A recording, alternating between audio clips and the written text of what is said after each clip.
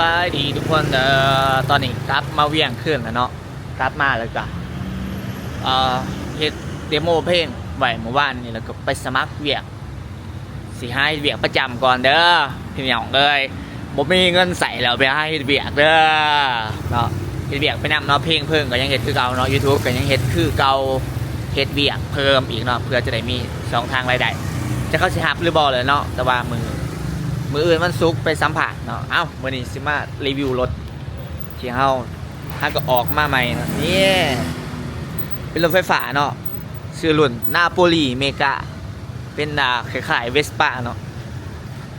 เนี่ยเนาะรถใหม่เป็นได้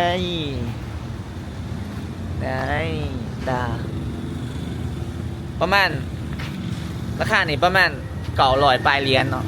เฮาคิดว่าสิขายรถเก่าออกเนาะจักสิได้ขายหรือบ่เบิ่งตามตัวจริงเนาะว่าสิยังสิได้ใส่หรือบ่นี่มันรถเก่าเนาะก็ยังใส่ได้เนาะสภาพก็ยังขี่ปกติเนาะรถคันนี้ขี่มาตั้งแต่เรียนม.1 2026แล้วเนาะก็15ปีคือกันรถคันนี้ว่าสิขายเอาเงินมาซื้อรถไฟฟ้าเนาะขายได้ประมาณ16-17 ล้านแล้วก็ซื้อรถตัวนี้แม่น19 ล้านเติมใส่อีก2 ล้านก็ได้รถใหม่สินะแต่ก็จักสิได้ขายหรือบ่เนาะเฮาก็เบิ่งตามตัวจริงเนาะแต่ว่าทำบิดนั่นสิซื้อรถคันนี้แบบอยากไปเบิ่งซื่อๆได้แต่ว่าไปเบิ่งเดี๋ยวซื้อแล้วบ่ได้จะขายก็ได้เนาะสินะก็เลยซื้อเลยไปเบิ่งแล้วก็ซื้อเลยเนาะก็แล้วเลยก็เลยขี่รถไฟฟ้าเนาะเป็นได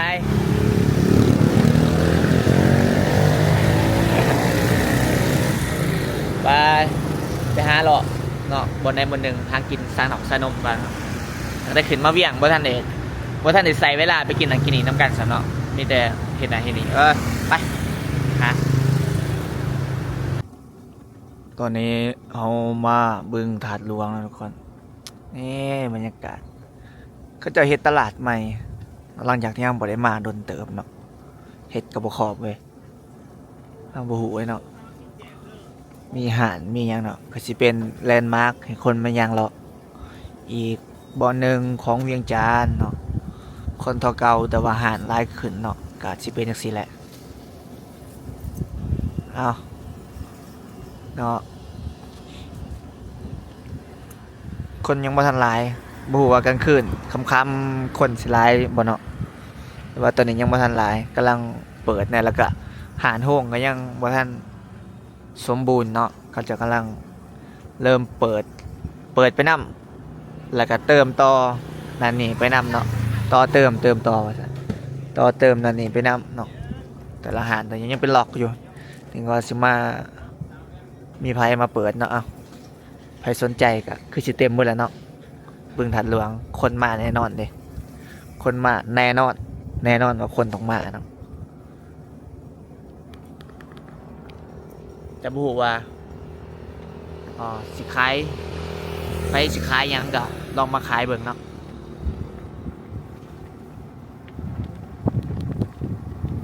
บอนนี่แต่ก่อนเป็นหาด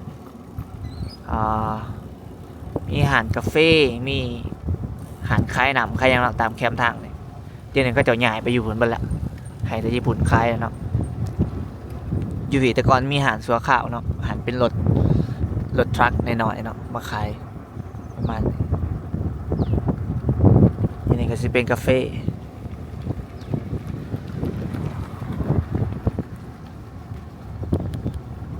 ขี่รถลิ้นจักหอบหนึ่งก่อนเนาะยิ่งเขาอยากไปหาหลอกกินซานมไปมันก็หอดง่ายอยู่เนาะแต่ว่าจะขี่รถหลอกก่อนเดี๋ยวไปหากินแถวใดเนาะหาดประจำกับมีอยู่แต่ก็ยังบ่ทันขังปานใด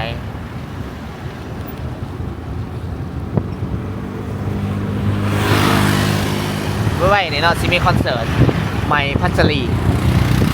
แม่ใหญ่พัชรีเนาะสิมาจัดอยู่นี่แหละและทางหน้าขวามือเนาะมันก็จะมักจัดคอนเสิร์ตและต่อไปเท่านี้ก็สิเป็นตึกมันยังแลกขึ้นมาแต่ก่อนมันเป็นป่าเด้ที่นี่มีแต่ป่าเด้แล้วก็จะตัดเส้นทางตัวนี้เข้ามาใหม่เนาะเด้บอกทางหน้าก็สิเป็นคอนโดเนาะก็จะเฮ็ดไว้แค่นั้นก็เป็น คอนโดเป็นยังไงแต่มีคนอยู่แล้วเนาะส่วนใหญ่จะเป็นคนจีนมาอยู่นะนี่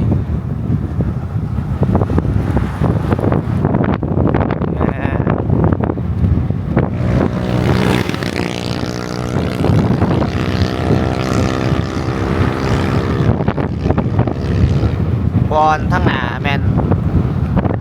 บอลจัดคอนเสิร์ตแค่นั้นเนาะเรียกขี่ไปให้พาไปเบิ่ง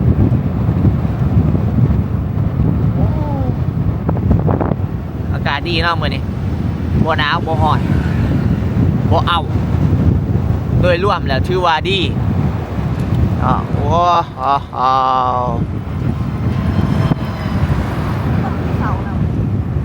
ฮะบ่ฮู้เลยเฮ้ย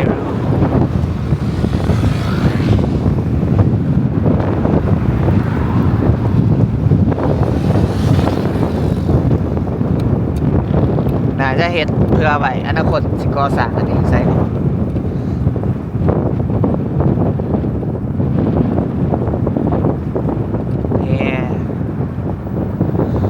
นี่เนาะก็จะมักจัดคอนเสิร์ตอยู่นี่วันนี้เขาจะเอิญบึงอย่างทุกอย่างเพราะเป็นบึงฐานหลวงเนาะสิมีซื้อมาดีว่าบึงสารคามบอกเองทุกอย่างบอกกับบริเวณใจเนาะแต่ว่าสิมีซื้อเอิญมาอีกต่างหากก็จะกระสิขันอยู่วันนี้แล้วก็บอลนี้จะเป็นบอลจัดงานต้องบอจัดงานกับบอใหญ่หลายเนาะจัดงานแล้วแบบอลังการจัดงานสิมาจัดอยู่นี่เนาะ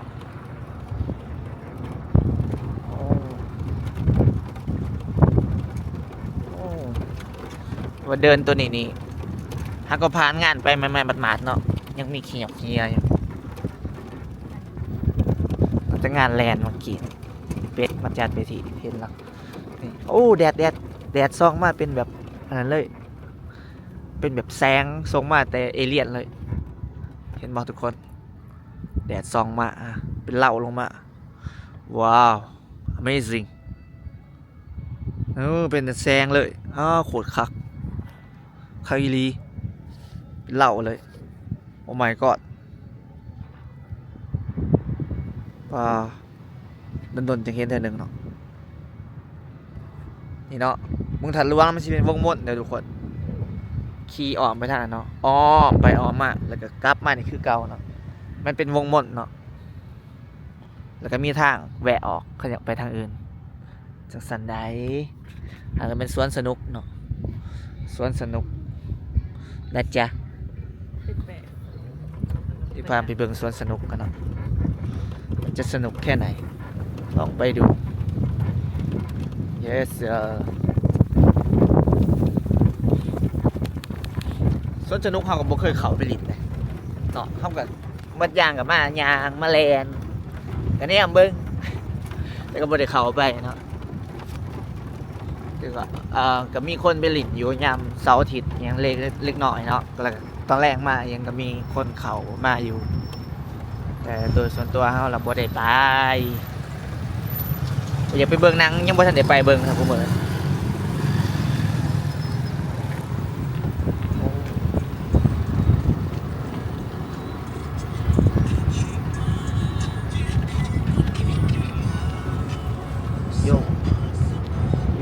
โยสวนสนุกคลิปนี้ก็จะเป็นคลิปพาเลาะบึงฐานหลวงซะเนาะประมาณนี้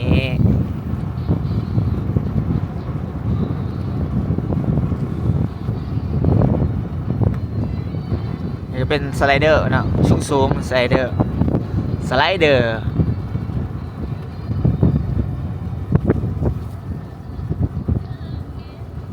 วันนี้ก็เป็นบอลขี่รถเนาะ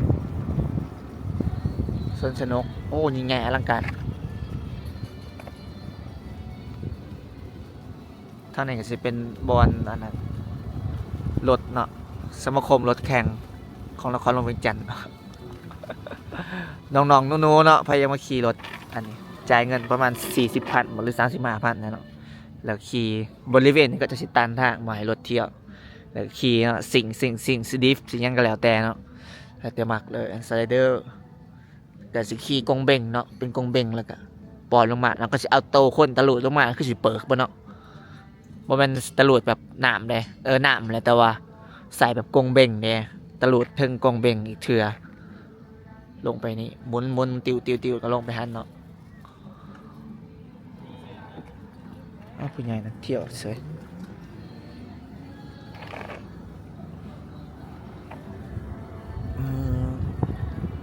ต้นมะพร้าวใหญ่ขึ้นเนาะหลายปีนะใหญ่อันนี้เป็นสวนสัตว์เนาะมีตอนนี้นำเขาแต่งัวก่อนเนาะเป็นสัตว์ท้องถิ่น นี่สนามรถเนาะรถสิงโอ้บ้านบนเดียวซัมซิลินเนาะอยู่ในมีอีสังอีกมีสไลเดอร์มีปองมีสวนสนุกมีรถไฟล่างมีบ้านน้ำแข็งโลกแห่งหิมะอยู่เนาะโอ้บ่ต้องไปต่างประเทศก็มีเนาะอยู่ลาวก็มีเด้ออันแบบน้ำแข็งเย็นๆเลยเนาะใส่สุดอันนั้นแหละเห็นก็จะใส่เคยซื้อกว่าเคยไป เล่นทำเบิ่งไหมเอาเข้าเบิ่งอินเทอร์เน็ตมันเป็นกงเป็นอย่างดีไซน์แบบโคตรเก่าเลยการเบิ่งในราคาต้นนั้นนะคือแบบกับมันนะที่อยู่ในแบบสนามผูกอยู่ในเขตชายแดนน่ะนะที่อยู่ในเขตชายแดน คักอยู่เนาะคักอยู่เป็นความคลาสสิกนั่นแหละก็จะตั้งใจเฮ็ดให้มันคลาสสิก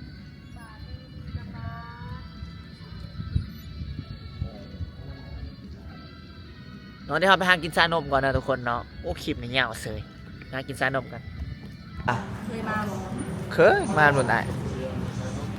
นี่เนาะมากินเขาอยู่คาเฟ่มีเป็นเซนนะเนาะขี่หลอกขี่ไปขี่มาโดนเติมสุดท้ายหิวเขาแล้วกันมากินเนาะมันจะกินแซ่บมันกินยำหิวเดย์จากแซ่บเราสั่งเขาพะแนงหมูพอดีเลยเรากินเขาแซ่บๆมาหลายมื้อแล้วโอ้ยเจ็บแขวเราจะไปกวดแขวได้เจ็บแขวแล้วเจ็บแขวแม่งโอ้ยคันบ่อิ่มบางทีเราสิสั่งเนาะจะสิสั่งอย่างจักอย่างโอ้เห็นนั่นมีเป็นแซ่บเว้ยขวามีต้องร้องสั่งยังแฟนอยากกินเสสวนแต่ว่าบ่มี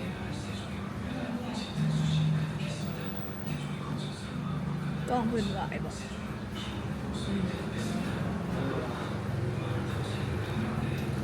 1 วันเนาะก่อนที่เฮา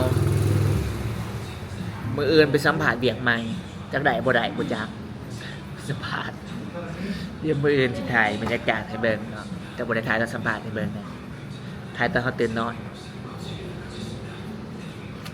สอบสัมภาษณ์ก่อน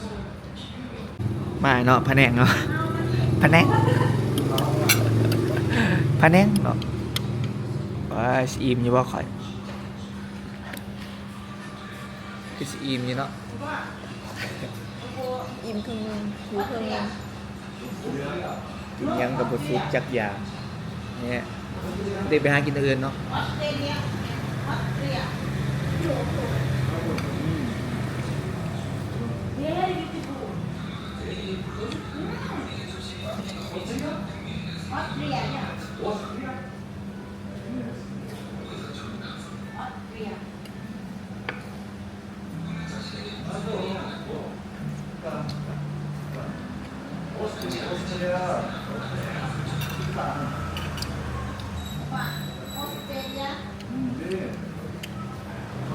คิดว่าสิได้สวยงามกว่านี้เนาะคิดว่าสิงามกว่านี้เดี๋ยวฉันมีก็โอเคได้อยู่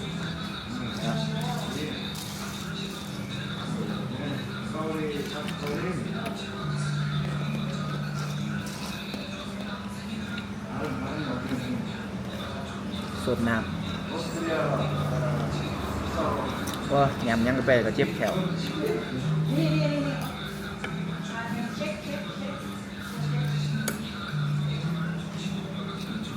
เมื่อวานนี่เมื่อนี่เนี่ยคือกลับเมื่อวานไปใส่นวะเฮ็ดยังได้ปะบ่ค่อยจือเนาะห ามกันนะถามกาแฟบ่เห็นเขาเห็นยังนะว่าเมื่อวานบ่ค่อยจืดรู้สึกคือว่าจืดแต่มื้อซื้อตื่นมาก็เป็นมื้อนี้เลยบ่เข้าใจ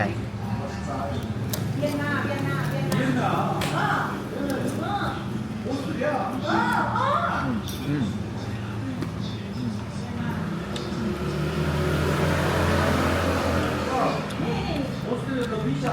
แล้วหาเบิ่งอาหารกันเนาะกินหยังกินแล้วเนาะแต่บ่อิ่มมากินต่ออยู่อาหารเจร้านอาหารเจ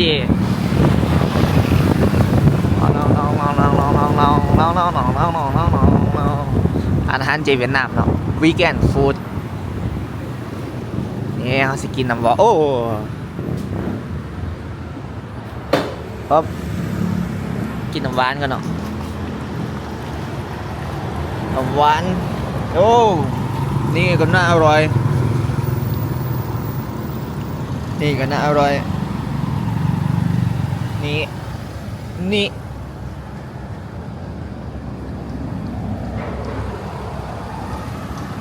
เอา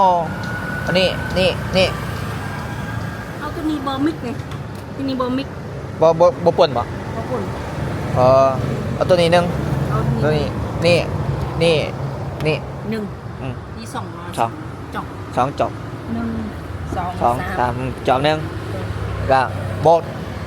หนึ่ง หนึ่ง มีสามอย่างหนึ่ง 3อย่างหนึง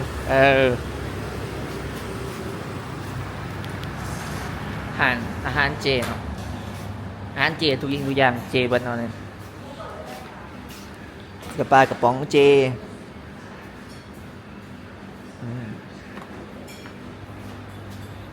นี่ก็เขียบเจ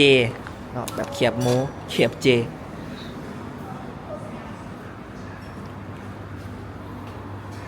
นั่นก็สิเป็นโปรตีนหยังเนาะ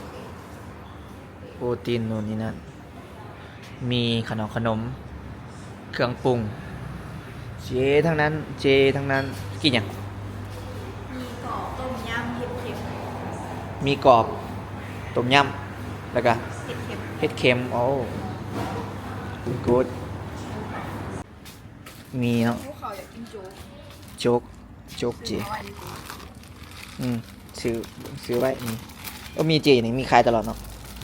แล้วไหนจะขายปกติเพราะปกติตัวนี้มันมีเดือนช่วงเทศกาล แม่นบ่โอเคอยู่อันนี้ก็พวกโปรตีนเนาะแซ่น้ำแล้วก็กินแบบซีนเห็ดปิ้งเห็ดเอือบเห็ดปิ้งเห็ดหยังเนาะแซ่บคือกันนี่เนาะโปรตีนแผ่นโปรตีนถั่วเหลือง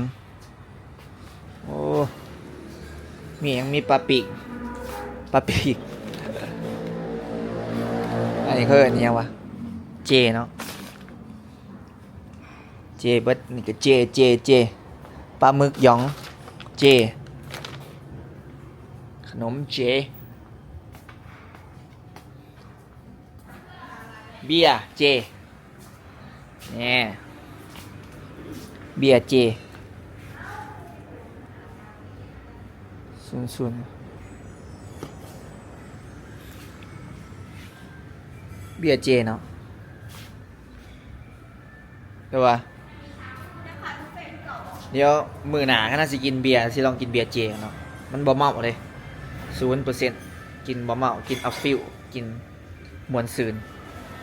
ตัวรักษากระเพาะก่อนกินแอลกอฮอล์ติดต่อกันหลายกับบ่ค่อยดีเนาะกระเพาะเฮามันแบบเป็นเอื่องเป็นเอียงนะมีแก๊สในกระเพาะหลายกินน้ำการสั่งมากินน้ำการน้ำหวานเนาะนี่น้ำหวาน เป็นแม่อีมามากิน ก็ตัวนี้หวานปนซิม สมุนไพรบอก แมนแบบยา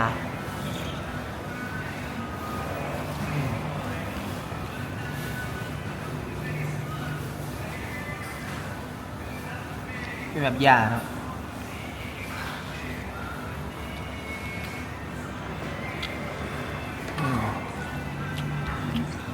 มีความเป็นสมุนไพรบางยังมาบุเคยเห็น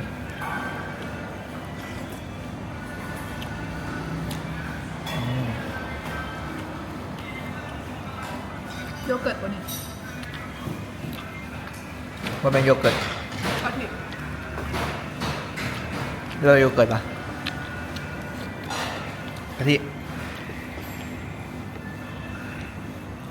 จะมีก็สั่งปนกันแต่ว่าโบตัวนี้ปนบ่ได้ตัวอย่าง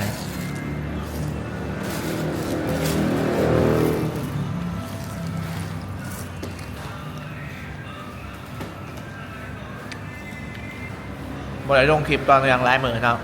แต่บ่ต้องห่วงซาเลนเฮาถึงว่ามันสิสะดุดแต่ว่า365มื้อต้องครบ365คลิปแน่นอนรับประกันเนาะ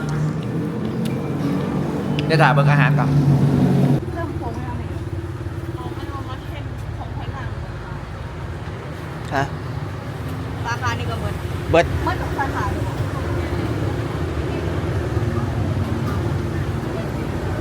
ฮะกินได้เอินล่ะ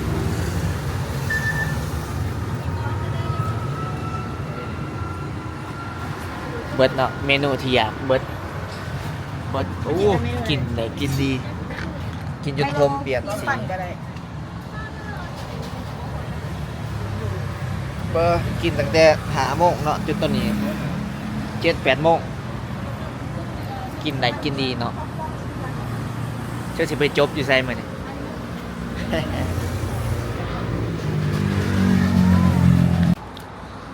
อ๋อมื้อนี้ก็จบโดยการกินนั่นแหละทุกคนเนาะก็บ่มีหยังก็เป็นกิจวัตรประจำวันอีกมื้อหนึงเนาะมื้อนี้ก็กลับมาเฮือนแล้วจะน้อยสิสอบสัมภาษณ์เวียกสอบตัวเองเนาะสอบกับแวนเป็นจังไดเนาะเดี๋ยวเฮาสิลองสอบคนเดียวสิอัดคลิปให้ทุกคนเบิ่งเด้อพอกันคลิปต่อไปทุกคนขอบใจที่นั่งติดตามเด้อนี่คือ challenge 365มื้อ365 EP เนาะทุกมื้อจะมีคลิปลงให้ทุกคนได้เบิ่งเนาะคลิปอาจจะบ่ได้มีสังหลายแต่ก็ต้องลงเพราะมันเป็น challenge โอเค